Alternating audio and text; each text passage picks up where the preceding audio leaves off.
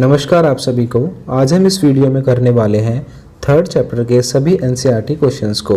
तो सबसे पहला क्वेश्चन है हमारा, विशिष्ट परिवारों में पितृवंशिकता क्यों महत्वपूर्ण रही होगी। इस क्वेश्चन को पढ़ने से पहले हमें पितृवंशिकता का मतलब समझना होगा। पितृवंशिकता दो शब्दों से मिलकर बना है। पहला है पितृ, दूसरा है वंश। वंश आप सबको पता है कि आपका जो कुल है, खानदान है, उसको वंश बोलते हैं और पितृ का मतलब होता है पिता। तो जिस परिवार में पिता यानी पुरुष के नाम पर वंश आगे चले तो उसको हम बोलते हैं पितृवंशिकता।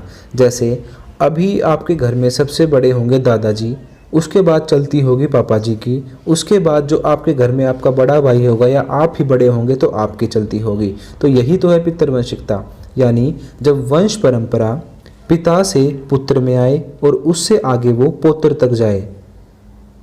तो जब परिवारों में पिता के नाम पर शासन चलता है तो उसे हम कहते हैं पितृवंशिकता। इसमें महिलाओं के नाम पर शासन नहीं चलता। तो क्वेश्चन था कि स्पष्ट कीजिए कि विशिष्ट परिवारों में, विशिष्ट परिवार का मतलब है राजा महाराजाओं में, स्पेशल होता है विशिष्ट का मतलब। तो विशिष्ट परिवार कौन कौन से हुए, जो बड़े परिवार हैं। तो बड़ी फैमिलीज में पितृवंशिकता क्यों जरूरी रही होगी। तो आइए अब इसके आंसर को देखते हैं। सबसे पहला रीज़न है पितृवंशिकता का महत्वपूर्ण होने का कि वंश परंपरा को आगे कैसे बढ़ाया जाए, यानी वंश परंपरा को चलाने के लिए। जो हिंदुओं के धर्म ग्रंथ है धर्मसूत्र, उसमें बताया गया है कि वंश को केवल बेटे यानी लड़के ही आगे बढ़ाएंगे। स्त्रियां जो हैं यानी पुत्री जो हैं वो वंश को आगे नहीं बढ़ाती। तो पहला रीज़न है महत्वपूर्ण होने का पितृवंशिकता का, वंश परंपरा को आगे बढ़ाने के लिए। तो इसमें पढ़ते हैं, धर्मसूत्रों के अनुसार वंश को पुत्र ही आगे बढ़ाते हैं, पुत्रियां नहीं। इसलिए प्राय सभी परिवारों में उत्तम पुत्रों यानी अच्छे बेटों की प्राप्ति की कामना की जाती थी। यह बात ऋग्वेद के एक मंत्र से स्पष्ट हो जाती है। ऋग्वेद में एक मंत्र है जिसमें कि बार बार अच्छा बेटे की कामना की गई है कि भगवान कृपा करना, मुझे अच्छा बेटा हो, ऐसे ऐसे मंत्र दिया गया है। तो ऋग्वेद में जो मंत्र मिला है उससे भी हमें क्या पता चला कि अच्छे लड़के की बात हो रही है, अच्छी पुत्री की बात नहीं हो रही। तो ये बात साबित करती है कि उस टाइम पे पितृवंशिकता महत्वपूर्ण थी। तो ऋग्वेद का एक मंत्र से स्पष्ट होता है। इसमें पुत्री के विवाह के समय पिता कामना करता है, यानी जब उसकी पुत्री है, उसकी जब शादी होती है तो वो कामना करता है कि इंद्र के अनुग्रह से उसकी पुत्री को उत्तम पुत्र की प्राप्ति हो। यहाँ पे मृत्यु गल टाइप हुआ है तो ये मृत्यु नहीं आएगा, यहाँ पे पुत्र आएगा। तो जो पिता है वो कामना करता है शादी के टाइम अपनी बेटी के कि हे भगवान, मेरी बेटी को बहुत अच्छा लड़का देना, पुत्र की प्राप्ति देना शादी के बाद। तो ये सारी बातें साबित करती हैं कि विशिष्ट परिवारों में पितृवंशिकता महत्वपूर्ण थी। महत्वपूर्ण होने का पहला पॉइंट हमने पढ़ा, वो है वंश परंपरा को आगे बढ़ाना, क्योंकि धार्मिक ग्रंथों के अनुसार वंश परंपरा को आगे केवल पुत्र ही बढ़ाते हैं, लड़के ही बढ़ाते हैं। और ये चीज़ तो हम आजकल भी देखते हैं, हमारी मेंटलिटी आज भी यही है। हमारे समाज में आज भी पुत्रों को ही वंश को चलाने वाला माना जाता है। तो फर्स्ट पॉइंट क्लियर है। उसके बाद है उत्तराधिकार संबंधी झगड़ों से बचने के लिए। अब जो विशिष्ट परिवार हैं उसमें क्या था, राजपाट, पूरी राजगद्दी है, पूरा शासन संभालना होता था। तो कौन शासन को संभालेगा। अब एक एक राजा की 4-4 पत्नियां हैं, 5-5 पत्नियां हैं, उन सबके इतने सारे बेटे हैं, इतनी सारी बेटियां हैं, उनको किसको राजगद्दी दी जाएगी। तो ये बात भी पितृवंशिकता के आधार पर ही सुलझ सकती थी। पितृवंशिकता का मतलब क्या बताया था अभी मैंने, कि पहले तो पिता के पास रहेगी संपत्ति, उसके बाद जो सबसे बड़ा बेटा होगा उसके पास आएगी संपत्ति।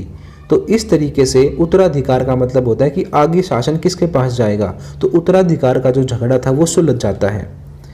तो इसमें साफ बात स्पष्ट हो जाती है कि पिता के बाद जो बड़ा बेटा है उसको ही उत्तराधिकार मिलेगा, यानी वही राजगद्दी पर बैठेगा।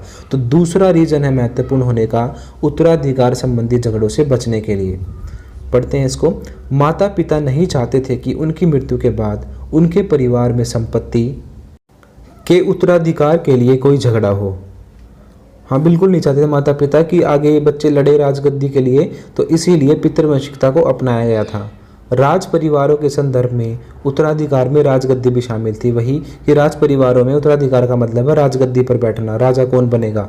राजा की मृत्यु के बाद उसका बड़ा पुत्र राजगद्दी का उत्तराधिकारी बनता था। इसी प्रकार माता पिता की मृत्यु के बाद उनकी संपत्ति उनके पुत्रों में बांट दी जाती थी। अतः अधिकतर राजवंश लगभग 6वीं शताब्दी ईस्वी पूर्व से पितृवंशिकता प्रणाली का अनुसरण करते थे। यानी बहुत पुराने टाइम से ही, जब से राजा शुरू ही हुए हैं, बिल्कुल जैसे हमने चैप्टर में पढ़ा था कि सबसे पहले मगध वाला जो महाजनपद टाइम है वहाँ से राजा शुरू हुए हैं और मुगलों तक राजा चले हैं। तो इस तरीके से जो प्राचीन भारत है उसमें पितृवंशिकता बहुत ही ज़्यादा महत्वपूर्ण रही है और लगभग सभी राजाओं ने पितृवंशिकता को फॉलो किया है। यानी यही पैटर्न चला है हर जगह पे कि सबसे पहले बड़ा जो दादा होते हैं घर में वो शासन संभालेंगे, उसके बाद पिता शासन, उसके बाद जो सबसे बड़ा बेटा होगा वो संभालेगा। पर आगे इसमें कुछ जो ये पॉइंट दिए गए हैं इसमें बताया गया है कि ऐसी कब कब सिचुएशन आई हैं जब पितृवंशिकता के आधार पर शासन नहीं दिया गया। यानी कुछ भी हो सकता है, जैसे बड़ा बेटा है वो लायक ना हो राजगद्दी संभालने के तो किसी और को शासन दे दे, तो आगे वही है। पुत्र के न होने पर एक भाई दूसरे भाई का उत्तराधिकारी बन जाता था। बिल्कुल ठीक है। अगर मान लो क्या था हिसाब पितृवंशिकता में कि पिता का जो पुत्र होगा बड़ा उसको मिलेगा शासन, पर अगर मान लो उसको बेटा ही नहीं हुआ तो क्या होगा, जो उसका भाई है यानी जो चाचा के लड़के हो जाएंगे उनको शासन दिया जाएगा। तो बिल्कुल ऐसा ही है और महाभारत में भी ऐसा ही हुआ था। कौरवों को शासन जो था वो पांडवों को दिया गया था, क्योंकि जो कौरवों के पिता थे धृतराष्ट्र वो अंधे थे, इसलिए उनको शासन नहीं मिला था। तो पहला पॉइंट है पुत्र के न होने पर एक भाई दूसरे भाई का उत्तराधिकारी बन जाता था। हाँ बिल्कुल ठीक है, अगर बेटा नहीं होगा तो जो चचेरे भाई हैं वो बन जाएंगे राजगद्दी के हकदार।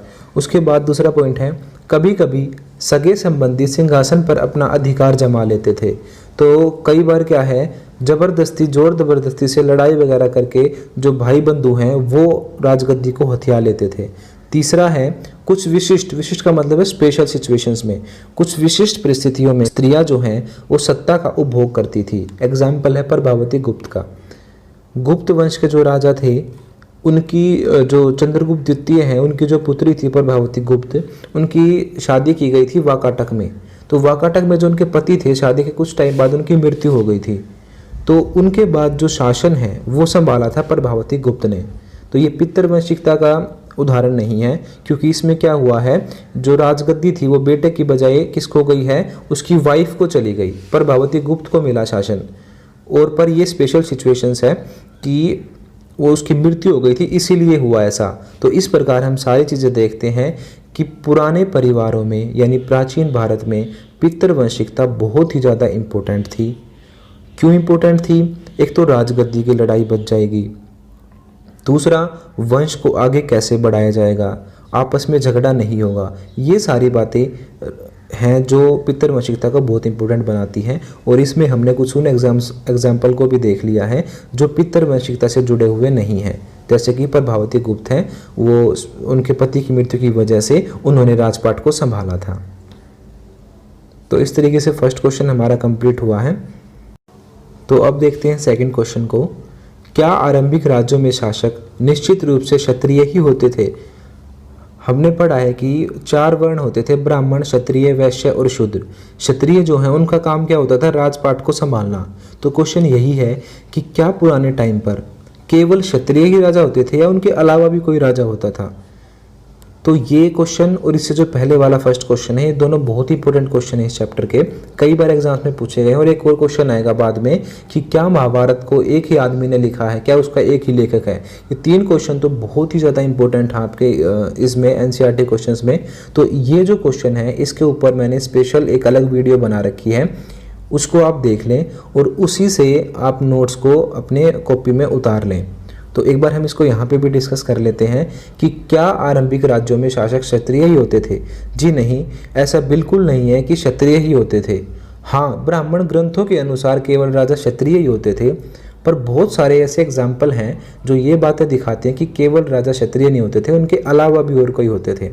सबसे पहला एग्जाम्पल है मौर्य साम्राज्य के संस्थापक चंद्रगुप्त मौर्य का। चंद्रगुप्त मौर्य को जो ब्राह्मण ग्रंथ है वो निम्न कुल का मानते हैं, वो उन्हें एक छोटी जाति का मानते हैं, वो उन्हें क्षत्रिय नहीं मानते। तो पहला एग्जाम्पल तो हुआ हमारे पास चंद्रगुप्त मौर्य का। उसके बाद जो मौर्यों के बाद राजा हुए शुंग और कण्व नाम से, ये दोनों भी क्षत्रिय नहीं थे, ये दोनों ब्राह्मण थे। तो दो एग्जाम्पल हुए, पहला है मौर्य, उसके बाद है शुंग और कण्व। उसके बाद क्या हुआ, भारत में विदेशियों के आक्रमण हुए बहुत सारे और विदेशी राजा हुए भारत में। तो विदेशी राजा जो हैं वो भी किसके एग्जाम्पल हैं, वो क्षत्रिय न होने के एग्जाम्पल हैं। जैसे कि शक राजा भारत में आए, मध्य एशिया से आए थे वो, तो वो भी अक्षत्रिय राजा हैं। उसके बाद कुषाण जो राजा हुए, जो चीन से भारत में आए थे, वो भी अक्षत्रिय राजा हैं। और उसके अलावा इंडो बैक्टीरियन राजा आए हैं, यानी बैक्टीरिया से, यूनान की साइड से भी बहुत सारे राजा भारत में आए हैं। तो वो सारे के सारे क्षत्रिय नहीं थे। और इन सभी के अलावा एक और राजवंश भारत में हुआ था, वो है सातवाहन वंश। सातवाहन वंश के जो राजा थे वो भी क्षत्रिय नहीं थे, वो ब्राह्मण थे। उनके जो सबसे मेन राजा थे, उन्होंने कहा था कि मैं एक ऐसा ब्राह्मण हूँ जो क्षत्रियों का हनन कर दूंगा, यानी क्षत्रियों को बिल्कुल जड़ से मिटा दूंगा। तो ये सारे एग्जाम्पल हुए हमारे पास जो ये बातें दिखाते हैं कि शास्त्रों के अनुसार तो राजा क्षत्रिय ही होते थे, परंतु जिस आदमी के अंदर दम है ना शासन करने का, वो राजा बन सकता है। और इसमें आप ये सारे नाम बता दोगे और वो वीडियो देख लेंगे अच्छे से एक बार, और उसके जितने भी नोट्स हैं वो सारे आप अपनी कॉपी में नोट डाउन कर लें और आप एग्जाम्स में इनको ऐसे के ऐसे बिल्कुल लिख सकते हैं। थर्ड क्वेश्चन है हमारा, द्रोण, हिडिंबा और मातंग की कथाओं में धर्म के मानदंडों की तुलना कीजिए, वह उनके अंतर को भी स्पष्ट कीजिए। अब हमें तीनों कहानी पता है, द्रोण वाली भी, हिडिंबा की भी और मातंग की भी। द्रोण वाली कहानी में क्या हुआ था, गुरु द्रोणाचार्य ने एकलव्य को शिक्षा नहीं दी थी, पर फिर भी उन्होंने उससे गुरु दक्षिणा के रूप में अंगूठा मांग लिया था। हिडिंबा वाली कहानी में क्या हुआ था, हिडिंबा एक राक्षसी थी और भीम एक क्षत्रिय राजकुमार था, फिर भी दोनों के मध्य में विवाह हुआ था। और ये अच्छी बात नहीं थी कि एक राक्षस जाति और एक मनुष्य जाति में विवाह हो। और तीसरी कहानी थी मातंग की। महात्मा बुद्ध ने जब मातंग के रूप में जन्म लिया था तो उनके जो पुत्र थे मांडव्य कुमार, उन्होंने एक भिखारी के रूप में आए हुए मातंग को खाना नहीं दिया था। तो ये तीनों ही बातें क्या दिखाती हैं हमें कि धर्म की धज्जियाँ उड़ाई गई हैं, धर्म के नाम पर गलत चीज़ें की गई हैं। जो मातंग वाली कहानी थी उसमें क्या था, जो उनका पुत्र था मातंग का, वो मांडव्य कुमार, वो डेली ब्राह्मणों को भोजन तो करवाता था, पर फिर भी भिखारी को उसने भोजन नहीं दिया। तो ये कहाँ का धर्म है, एक तरफ वो ब्राह्मणों को भोजन करा रहा है और दूसरी तरफ किसी भूखे को वापस घर से भेज रहा है। तो इन तीनों ही कहानियों में हमें अधर्म दिखता है। तो ये कहानियाँ आप वीडियोस में भी हैं, उनको देख ले अच्छे से, वरना आप जो आगे पैसेज आएगा उसमें बिल्कुल अच्छे से दी गई हैं। तो आपको यहाँ पर इस क्वेश्चन को पढ़ने की ज़रूरत है भी नहीं। आपको सिर्फ इसमें एक कहानियाँ पता होनी चाहिए तीनों, और आप तीनों की कहानियाँ लिखनी है आपको कि द्रोण वाली कहानी क्या थी, हिडिंबा वाली कहानी क्या थी और मातंग वाली कहानी क्या थी। तीनों को लिखकर उसमें ये बता देना कि इसमें ये अधर्म है, हिडिंबा वाली में इनका विवाह होना अधर्म है, और मातंग वाली में जो उसने भोजन नहीं करवाया वो बातें अधर्म है। अब है हमारा फोर्थ क्वेश्चन। फोर्थ क्वेश्चन में है, किन मायनों में सामाजिक अनुबंध की बौद्ध अवधारणा समाज के उस ब्राह्मणीय दृष्टिकोण से भिन्न थी जो पुरुष सुक्त पर आधारित थी। अब देखने में बड़ा ही मुश्किल लगा ये क्वेश्चन, अधिकतर ऐसा ही होगा। इसके जो पूरी एंशिएंट हिस्ट्री है, इसके क्वेश्चन जो अब आप पढ़ोगे बड़े ही मुश्किल लगेंगे, पर आप एक बार उनको समझ के देखना बस। अगर आप उनको ध्यान से समझोगे तो उसका आंसर बहुत ही इजी होता है हमेशा। अब इसको तोड़ तोड़ के देखा करो क्वेश्चन को। जैसे सामाजिक अनुबंध आपको समझ में नहीं आया, पर आपको सामाजिक वर्ड दिख गया, तो यहाँ पे आपको पता चल गया कि यहाँ पे समाज की कुछ बात हो रही है। अब आगे लिखा है बौद्ध अवधारणा। मान लो आपको अवधारणा का मतलब भी नहीं पता, बौद्ध का पता है आपको कि महात्मा बुद्ध से जुड़ी हुई बात हो रही है, बौद्ध धर्म से जुड़ी हुई बात हो रही है। तो समाज में बौद्ध धर्म जो है वो ब्राह्मणीय दृष्टिकोण से कैसे भिन्न था। अब आई बात समझ में, क्या लिखा हुआ है कि बौद्ध अवधारणा समाज के ब्राह्मणीय दृष्टिकोण से कैसे भिन्न थी। आगे लिखा हुआ जो पुरुष सूक्त पर आधारित था। पुरुष सूक्त पर क्या आधारित था, ब्राह्मणीय दृष्टिकोण। अब यहाँ पे पुरुष सूक्त का मतलब समझ लेते हैं। जो ब्राह्मणों के ग्रंथ हैं, ऋग्वेद जो है, ऋग्वेद के अंदर बताया गया है कि जितने भी जीव हैं या जो समाज के जो वर्ग हैं वो एक पुरुष से बने हैं सारे। एक आदमी है ब्रह्मा, उसके मुख से उत्पत्ति हुई है ब्राह्मणों की, उसकी कंधों से और हाथों से उत्पत्ति हुई है क्षत्रियों की, और उसकी जंघाओं से उत्पत्ति हुई है वैश्यों की और उसके पैरों से उत्पत्ति हुई है शूद्रों की।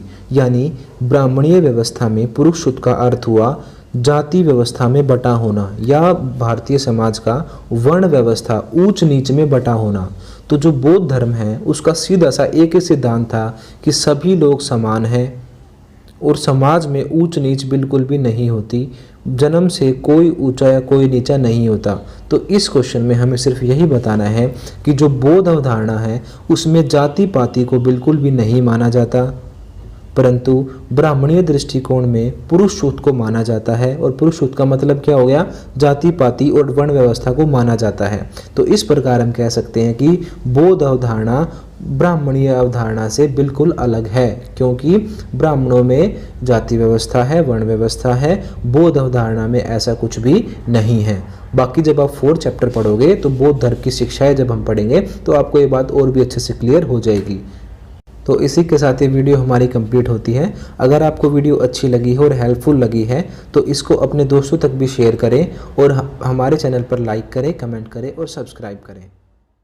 अगर इंग्लिश आपकी सफलता की रुकावट and if you are not getting right position respect because of English, so don't worry, हमारा एक चैनल है फ्लुएंटा इंस्टीट्यूट नाम से, जिसका लिंक हमने ऊपर आई बटन में और नीचे डिस्क्रिप्शन में दिया हुआ है। या फिर आप यूट्यूब पर फ्लुएंटा इंस्टीट्यूट FLUENTA लिख कर भी सर्च कर सकते हो, हमारा चैनल आपके सामने आ जाएगा। इस चैनल पर हम आपको स्पोकन इंग्लिश, आइल्स, PT, TOEFL, personality development, life skill और मोटिवेशन से रिलेटेड वीडियोस देते हैं। और अगर आप हमारे कोर्सेज ज्वाइन करना चाहते हो तो ऊपर दिए गए नंबर पे हमारे काउंसलर्स को कॉल करें और कोर्सेज के बारे में अभी पता करें। लेकिन ध्यान रखना, जो ऊपर नंबर दिए गए हैं ये सिर्फ स्पोकन इंग्लिश डिपार्टमेंट में ही मिलेंगे।